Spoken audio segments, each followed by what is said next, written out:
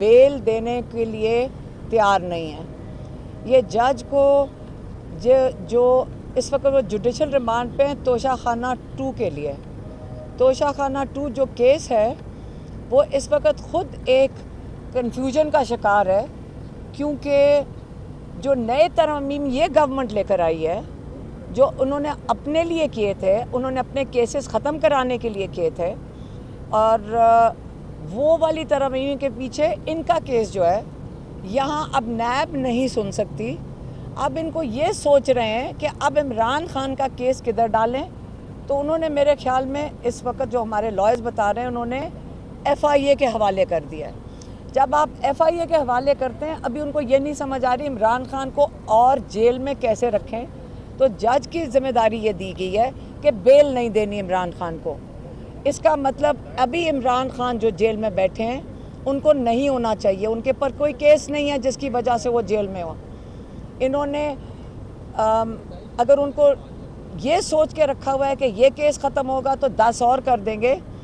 हमारे खदशात इस वक्त ये है कि हमें काफ़ी लोग बता रहे हैं, स्पेकुलेशन हो रही है, हमें पैगाम आते हैं कि इमरान खान को मिलिट्री जेल में ट्रांसफ़र कर दिया जाएगा।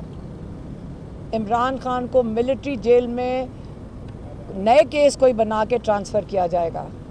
जब हमें ये सुनने में आता है तो हम ये समझना चाहते हैं कि इमरान खान को मिलिट्री जेल में क्यों ट्रांसफ़र किया जाएगा।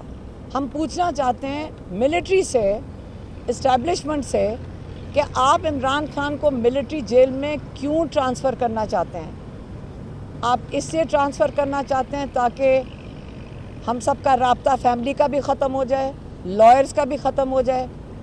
इस वक्त तो हम उनको देख लेते हैं, हमें उनकी सेहत का पता है, हम आपको बता देते हैं आके कि उनकी सेहत कैसे है, हम बता देते हैं। जब वो पैगाम देते हैं हम वो भी दे देते हैं, लेकिन जब मिलिट्री जेल कस्टडी में चले जाएंगे तो सबका राब्ता ख़त्म हो जाएगा। हमें ये नहीं पता होगा उनकी सेहत कैसी है।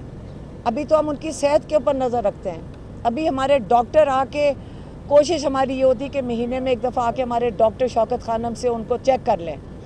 तो जब मिलिट्री जेल में चले जाएंगे तो हमें नहीं पता होगा कि उनकी सेहत कैसे है।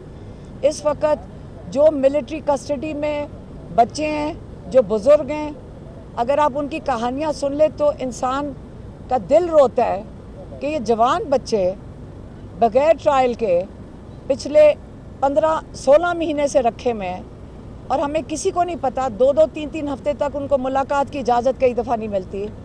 अगर कोई उनको जब आजकल मुलाकात करता है, जैसे हमारा भांजा है, जब हमारी फैमिली जाती है उसको मिलने, अगर कोई ऐसी बात कर दें, फ़लस्तीन की बात कर दें, तो उनको मना कर दिया जाता है कि आपने फ़लस्तीन की भी बात नहीं करनी, ये पॉलिटिकल बात हो गई है।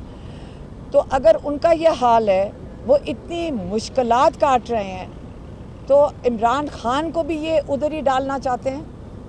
हम इस वक्त अपनी जुडिशरी से अपील करेंगे कि हमारा केस एक मिलिट्री ट्रायल के ख़िलाफ़ लगा हुआ है। कोई सुन नहीं रहा कि आप आईनी तरीके से, जो आईनी हक़ है हम पाकिस्तानियों का, आप हमें उसके तहत तहफ़्फ़ुज़ दें, पाकिस्तानियों को तहफ़्फ़ुज़ दें।